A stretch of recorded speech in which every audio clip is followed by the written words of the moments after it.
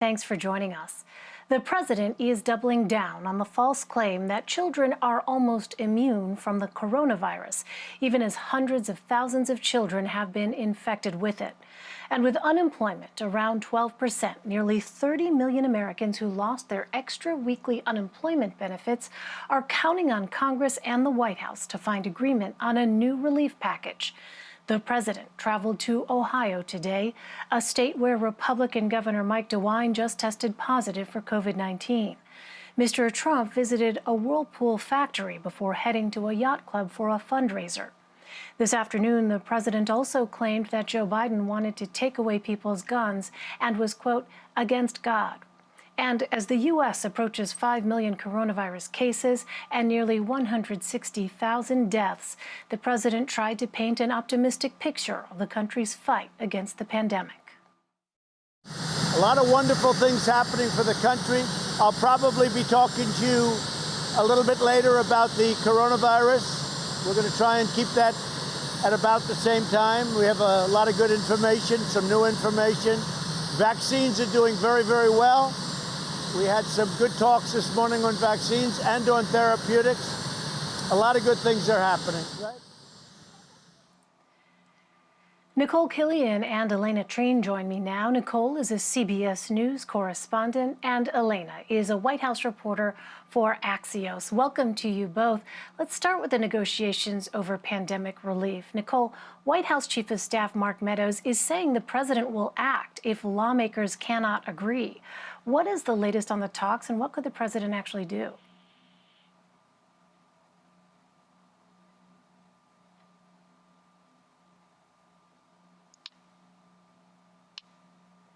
Nikole, can you hear me? All right, it seems like we're having trouble with Nikole's connection. But Alayna, let me turn to you. You also cover Washington. You know, this is something that millions of Americans, Alayna, are trying to really figure out what they're going to do day to day as these negotiations drag on. So many people are anxious to see what comes out of these talks. What do we know as far as the latest?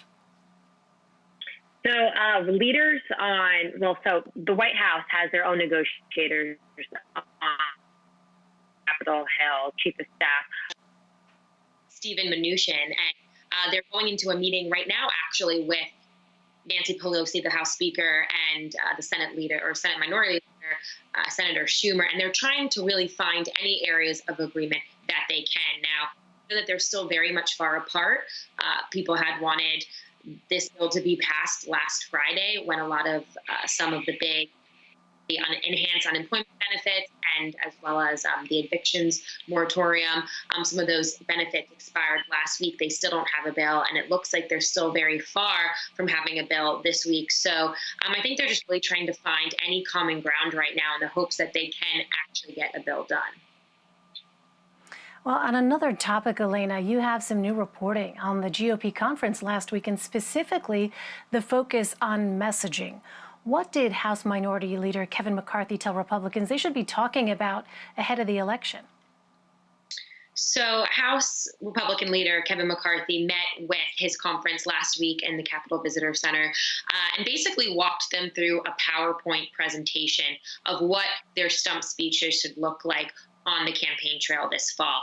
And he highlighted specifically what they call 3 R's. So the leader said it was renew, restore, and rebuild. And these are different things that he wants members and really new candidates that are running for Congress and trying to win against some of their Democratic opponents to use in their messaging ahead of November.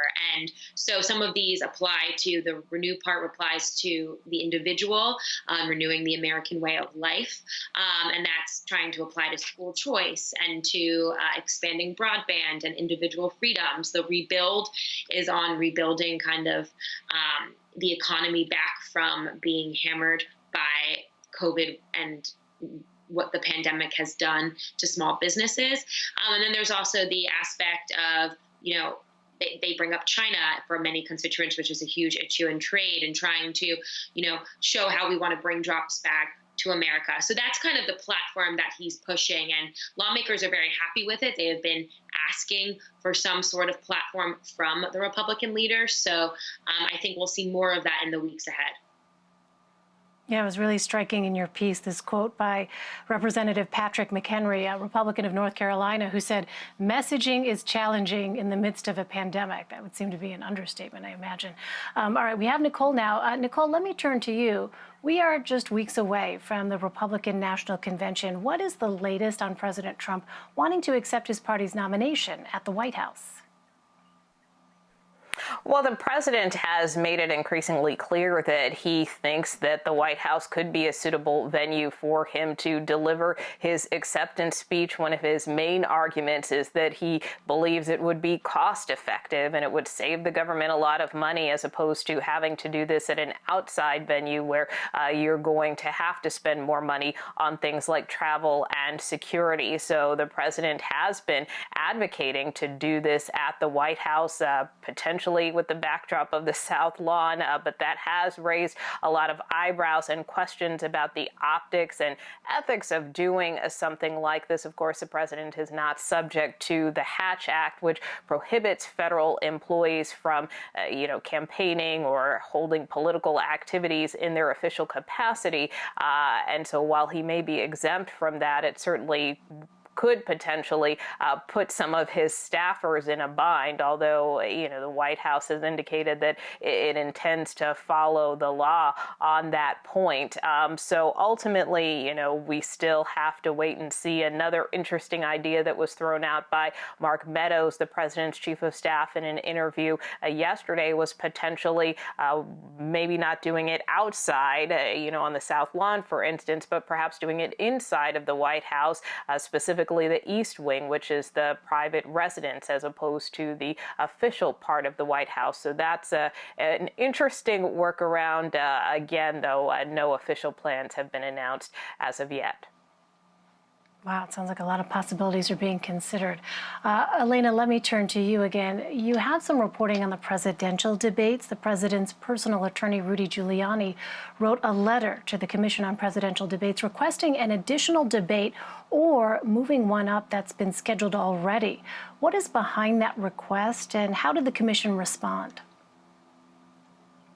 So the president himself, as well as his campaign, have been they've been sounding the alarm on mail-in voting for some time now. And their argument, or rather Rudy Giuliani's argument, who is operating in this capacity as handling all communications for the campaign with regard to the debate commission. But he was arguing that some of the early ballots, especially in North Carolina, will come out on September 4th, and that's long before the first debate is held. The first debate is scheduled for September 29th. The other two are October 15th, and then later again in the end of October. And so the argument was, let's move up the last debate or had another debate so that this happens before people begin to start voting in some of these early states where that's allowed to happen. Now, the commission did respond today in a letter that they sent back to Mayor Giuliani. And essentially it said, we're happy to add another debate, a fourth debate, if both candidates agree to that. But otherwise, they think that the schedule is just fine. They said they've operated on similar timelines with their debates in the past. And that a key distinction that the campaign didn't bring up in their letter is that, sure, some of these ballots are being mailed out before the first debate, but voters they don't have to send the ballots back until after the first debate. And so they said this worked in the past. It should work this time around, so we will not grant that request. Finally, Nikole, let me turn to you. White House officials are drawing attention to some comments that Joe Biden made to our colleague Errol Barnett and others during a joint virtual convention of the National Association of Black Journalists and the National Association of Hispanic Journalists. Tell us a little bit about that. And Nikole, are these kinds of moments why the Trump campaign is so eager for a debate? Well, it's clear they're certainly eager for a debate, but as you referenced, they are seizing not only on comments that were made yesterday by the former vice president, but comments that he even made today, the latest being suggesting that there is diversity of attitude among the Latino community, but not necessarily among the African-American community, implying that people among the African-American community think alike. And so, and not just the White House and the the president, but more specifically the Trump campaign, seizing on those comments almost instantly, blasting the former vice president for what it calls condescending white liberal racism, and also seizing on the comments from yesterday, of course, where the former vice president had an exchange with our colleague Errol, as you mentioned.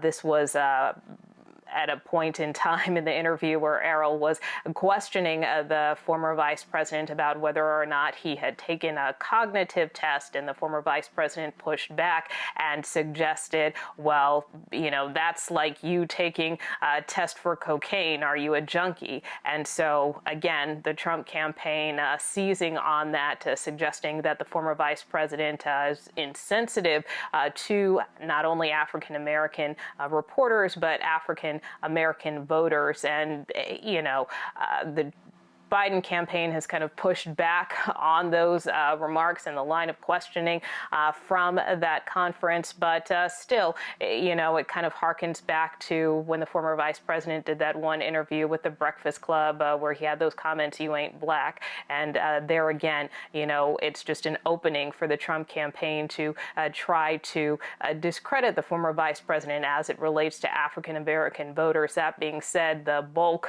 of African-American voters, for the most part, according to the latest polling, seem to be behind the former vice president. But there are certainly some out there who are critical of his response and feel he could have worded some of those answers better. Elaine? All right, campaign season in full swing. Nikole, Killion, and Alayna Treene, thank you both very much. Thank you, Elaine. You bet.